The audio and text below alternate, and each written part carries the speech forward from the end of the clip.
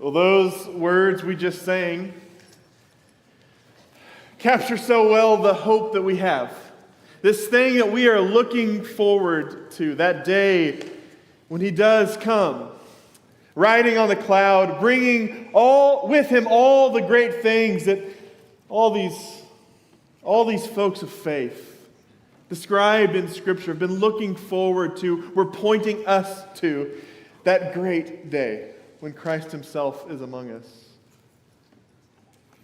And as we open the book of Hebrews this morning, what we're opening up to is a word to those who are trying to hang on while we wait for that day. This word from Hebrews chapter 2 today is a word to the suffering,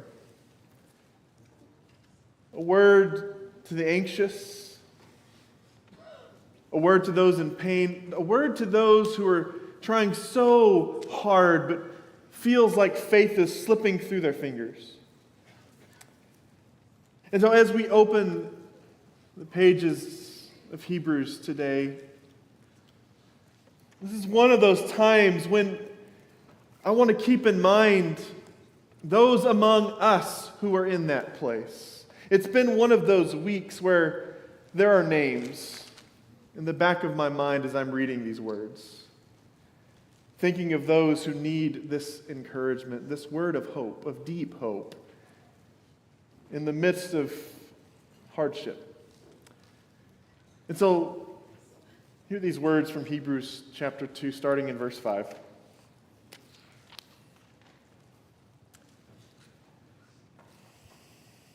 It's not the angels that He has subjected the world to come, about which we are speaking, but there is a place where someone has testified.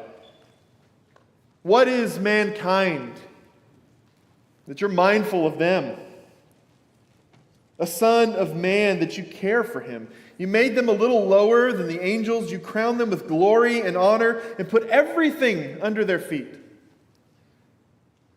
And putting everything under them, God left nothing that is not subject to them. Yet at present, we do not see everything subject to them. But we do see Jesus, who was made lower than the angels for a little while, now crowned with glory and honor because He suffered death.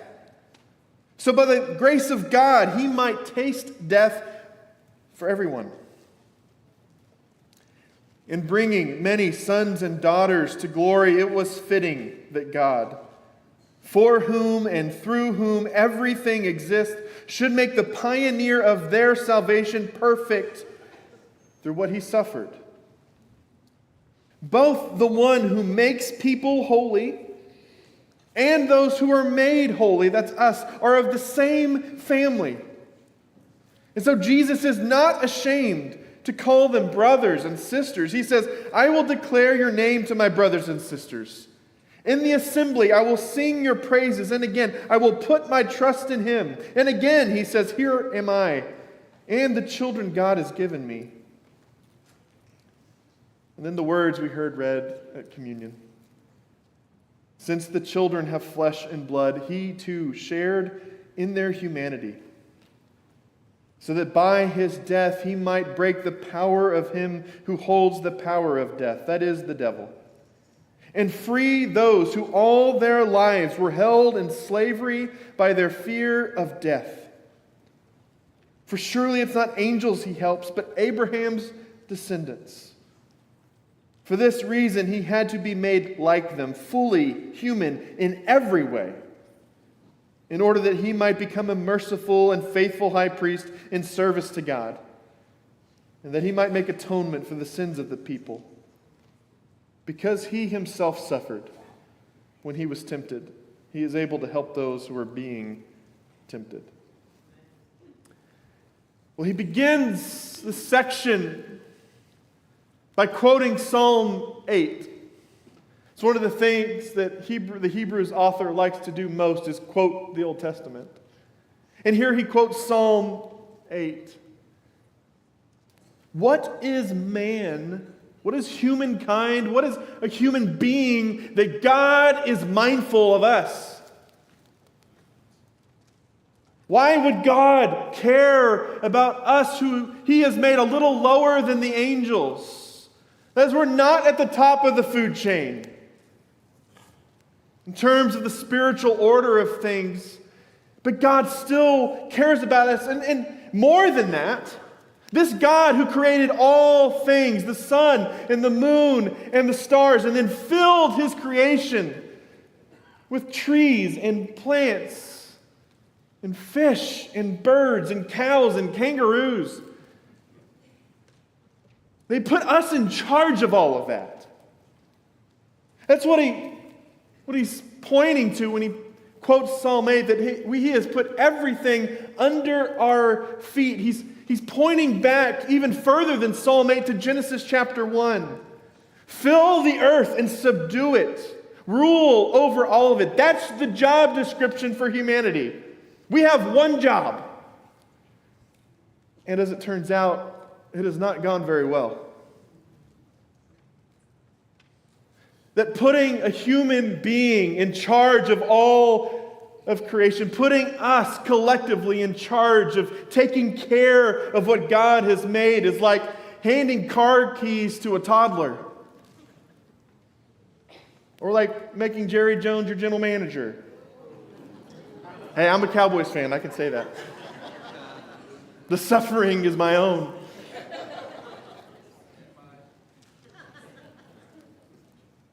It has not gone well. When someone who is not supposed to be in charge, who doesn't know how to manage it, is put in charge, things don't go well. And Psalm 8 points that out. And Hebrews chapter 2 brings that up. They look around. And putting everything under them, that is us, God left nothing that is not subject to them. Yet at present, we do not see everything subject to them. That's a really nice way of saying it's not going well. That everything's a mess. Not everything is subject to humanity the way God intended for it to be. And we can look around, all around us, and see the evidence of that. And He knows that's what they're doing. They are looking around. And they see that things are not in order. And they themselves are bearing the brunt of the ways in which the world is not in order. They're suffering. And that's why He wants to draw their gaze away from all the things that are going wrong to somewhere else. He says, look at Jesus. Right now, yes, we see that everything is not subject to us. But we also see Jesus. And what do we see when we look at Jesus? Well, part of what we see is Him in His glory, now raised up to the right hand of God the Father, ruling over all that He made. But that's not the part Hebrews 2 really wants us to pay attention to. Before we get to the glory of Jesus that He's just hinted at, he says what we need to do is pay attention to His humanity. He, too, was made a little lower than the angels, just like us. So in verse 11, he says, both the one who makes people holy and those who are made holy, that's us, are of the same family. Literally, it just says they're one. They are one and the same. Jesus and us in our humanity are one. And He was not ashamed to call us, brothers and sisters. He's not ashamed to be one of us. He's not too good for that. He did not avoid us. He's not embarrassed of us. He did not keep His distance. He embraced the indignity of being human. Probably the TV show I watch more than anything is The Office, just on rerun. And there's this scene that comes to mind for me when I think about this. It's that scene when Jim and Pam, the primary romantic couple in the series, are getting married. It's their wedding day. And Pam's upset because her veil's been torn. She doesn't feel pretty. Her day's ruined. And Jim, in response, picks up a pair of scissors and cuts his tie in half. As if to say, if you're going to look ridiculous, then I'm going to look ridiculous too. We're in this together. And I love that as a picture of the way Christ is with us, his bride. The veil is torn, but he is not afraid to look ridiculous with us too. He is not above the indignity of being human. He has complete solidarity with us. He joins us in our humanity and does not run from our shame. And that is so clear throughout the Gospels. You can't miss it. He is called the friend of sinners. And he has this reputation of being a glutton and a drunkard because of who he's constantly hanging around with. And more than that, Jesus is willing to cross these barriers that others are afraid to, because he's not afraid of being made unclean. There are all these ritual purity laws that Jesus knew like the back of his hand, and that others knew as well. And so there are certain people you are supposed to avoid. But again and again and again in the Gospels, Jesus crosses all those boundaries. He embraces the leper who has that defiling skin disease in the language of Leviticus. He does not rebuke the woman who is bleeding when she reaches out to touch him, making him unclean. Rather, he commends her for her faith. And maybe most impressive, he's not afraid to touch the dead in order to raise them to new life. There's this scene where there's a whole group of people mourning the death of this young man. And Jesus has to know that if you're concerned about being clean and pure, what you do is you avoid completely that procession. Priests, in fact, were not allowed to be a part of a procession like that, get nowhere near the casket, unless it was an immediate family member. But Jesus walks up and puts his hand on the casket. I'm not worried about being unclean. I'm going to raise this boy to life. Again and again, Jesus breaks these barriers, crosses lines. And that last one I mentioned, this lack of fear of being close to death, is the most impressive. Because death, in the imagination of ancient Israel, is the thing that brings the most impurity. Now, you remember the story of the Good Samaritan? This man is lying beaten, half dead on the side of the road, and who crosses by? A priest and a Levite from the tribe, the priestly tribe. And some scholars point out that maybe it's not just heartlessness that causes them to pass by. Maybe what they're trying to do is protecting their ritual purity. Here is someone who may be dead. I can't get anywhere near him. Otherwise, that impurity is on me. I will be made unclean, so I pass by as far away as possible. You have a wide berth to death, because a priest cannot come into contact with a dead body. Leviticus 22 shares with us how seriously they took this. Verse 1, the Lord said to Moses, "Tell Aaron and his sons to treat with respect the sacred offerings the Israelites consecrate to me, so that they will not profane my holy name. I am the Lord. Say to them, for the generations to come, if any of your descendants is ceremonially unclean and yet comes near the sacred offerings that the Israelites consecrate to the Lord," that's what a priest does, That person must be cut off from the presence. I am the Lord. And then a few verses later, he will be unclean if he touches something defiled by a corpse. A priest cannot be anywhere near death. And this is where Hebrews 2 should start to blow our minds, if we really hear what it's saying. Listen to verse 10.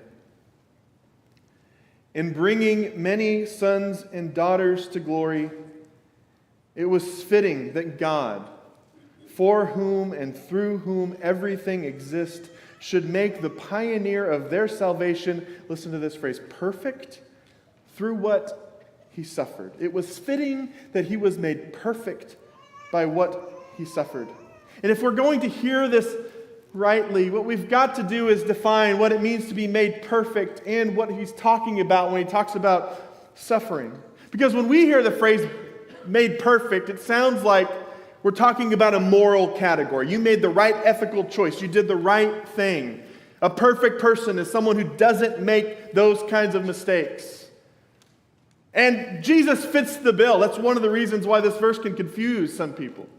It's like, why would he need to be made perfect? He already is perfect. But this language is not talking about moral perfection. What it's talking about is ordination.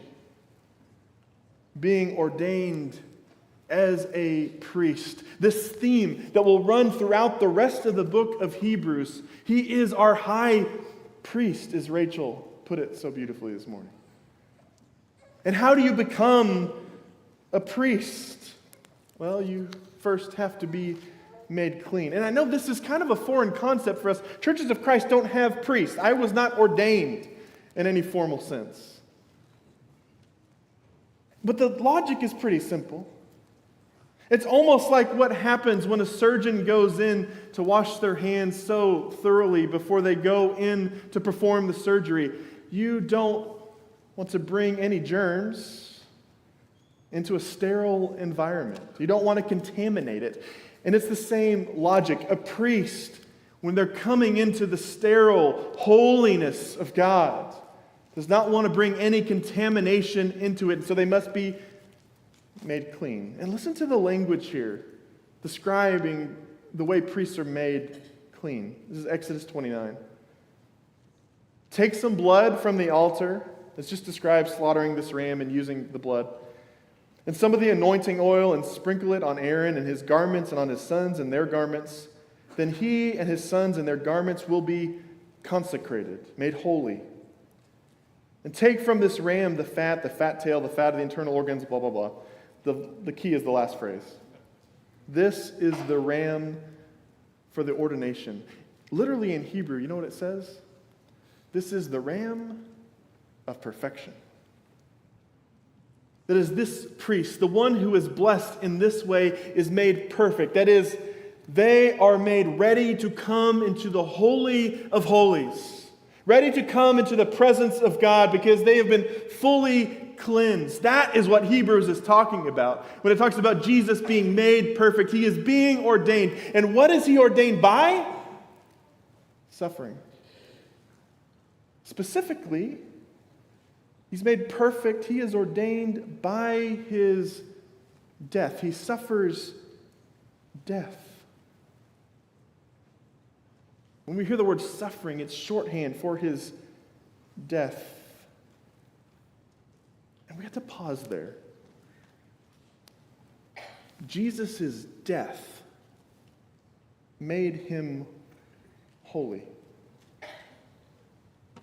More than that, Jesus' death, according to Hebrews, has the power to make us holy.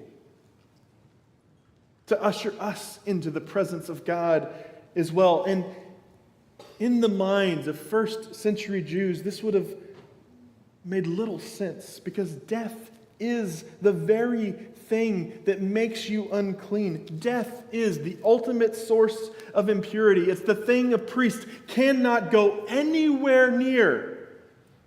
But now God in Christ has taken the ultimate impure thing, death itself, and made it the way we come closest to him. You remember that scene in the Gospels where the curtain of the temple is torn in two, right? That curtain separating the rest of the temple from the Holy of Holies, the place where the Ark of the Covenant was kept. This place where God himself was thought to reside. And it's torn in two as if to say, if you want to come into the presence of the Holy of Holies, do not look here anymore. Instead, where do we look? The one who is dead on a cross. There is the Holy of Holies now. And that if you want to come into the presence of the living God, it is through that death. God has taken the thing that most threatens our relationship with him and turned it into the thing that brings us closest to him. And that changes everything.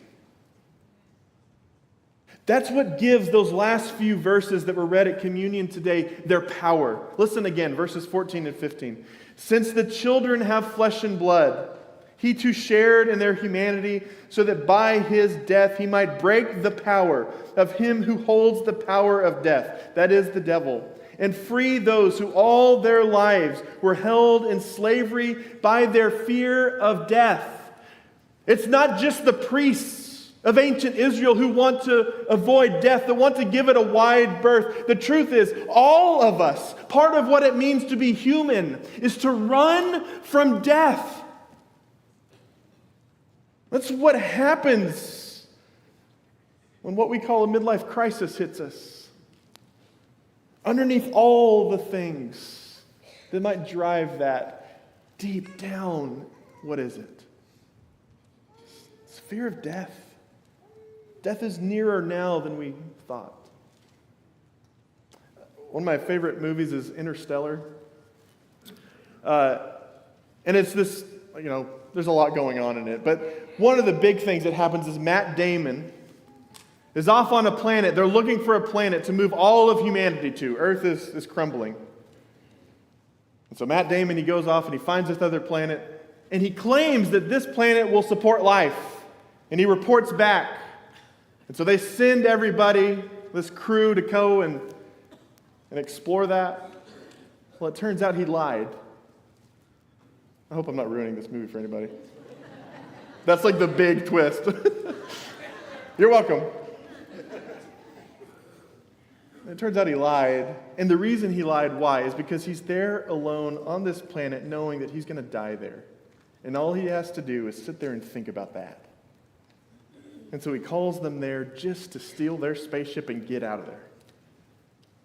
Death has this grip on us. And our fear of it can have so much control over our inner lives. The fear of death can deform us. So much of the sin in our lives is born from that place of fear of death. All the ways human beings can go wrong is born there.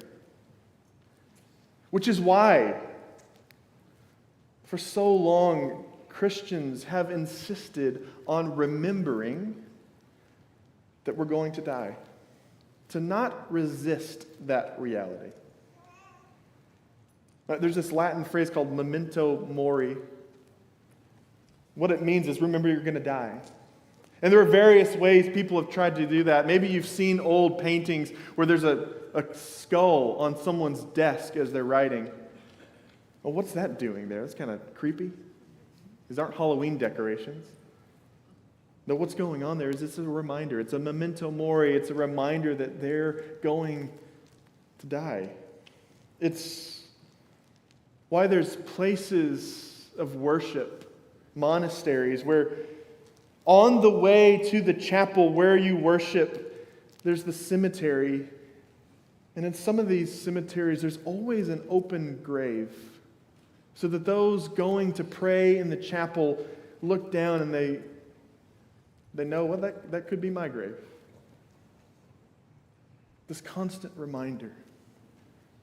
And it's this echo of what we hear in Scripture too. Scripture itself, Psalm 90, invites us into this wisdom. Teach us to number our days that we may gain a heart of wisdom. Remember that you're going to die. And that's why there are so many Christians around the world that celebrate Ash Wednesday. And the words that are spoken are drawn from Scripture itself. Remember that you are dust. And to dust you'll return. Remember. And that wisdom is not something we like to hold on to. It's even forgotten in a lot of ways. I heard a story about Richard Beck, the AC professor of psychology, going off to North Point Church in Atlanta. The last time I checked, it was the second biggest congregation in America. 38,000 people attend there. And they invite him to come and look around, check out what we're doing, and give us some feedback. He's looking around, it's all impressive. What would there be to critique something like that? But you know what his feedback for them was? There is nowhere in this church that acknowledges death. But death has been banished from this sacred space. Death is not present in your church. And then following from that, he said that if you're not careful, being the biggest, most successful church may just be covering over your own fear of death, your way of avoiding death. You can have the best church in town, but there's something missing that causes your soul to wither because this fear of death that Christ came to rescue us from has not yet been broken in you. And that's why churches used to have cemeteries right next by. Not just to be a place that remembered all those loved ones and keep them close, but also to be a reminder to the faithful that as we're going to worship, we don't have to run from death. We don't have to give it a wide berth. We don't have to let it control us. Because the truth is, Christianity does not offer us a way out of suffering. What Christianity does offer is the promise that neither life, nor death, nor anything in heaven above or on the earth below, no power whatsoever can separate us from the love of God that is in Christ our Lord. That's the promise we get. And the promise that Hebrews wants to remind us of. He died a death just like ours, so that death no longer is the thing that we must run from, but actually the portal into the life of God himself. There's this movie called Silence. I would be surprised if many of you had seen it, but it's got some big names, big actors in it, Liam Neeson and Adam Driver, Andrew Garfield. And in this movie, it tells the story of these Japanese missionaries, or these missionaries that go to Japan. And at the time that they're going, there's all kinds of persecution going on there. And it's kind of this rescue mission. They've heard that one of their priests has turned away from God. And so they send some more priests to go and figure out what's going on. And the whole movie culminates in this one moment where the main character is standing there and looking at the ground. He sees this plaque with the image of Jesus on it. And in many Asian cultures, your feet are a thing of great dishonor. If you want to dishonor something, touch your feet to it. And what he's told is, okay, you're looking around, here are all these Christians that you came here to save and to serve, and they're being tortured. You're witnessing it. But we'll stop all of it if you would just step on the face of Jesus? Would you dishonor your Lord like that?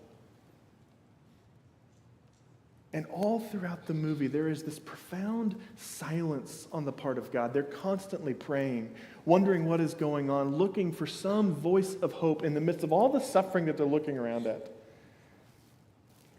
And finally, the voice comes. And this is what it says, these words on the screen. Christ says, "Go ahead now. It's all right. Step on me. I understand your pain. I was born into this world to share men's pain. And I carried this cross for your pain. Your life is with me now. Step." And I love that as a picture of the kind of extreme humility our God takes on for our sake. Becoming human in every way, even to the point of death, was not above Christ our Lord. And it is in our places of deepest pain that Christ is most present. It is at death and suffering that we see the face of God. It's not the thing that keeps us furthest from Him now. It's the place where we come closest.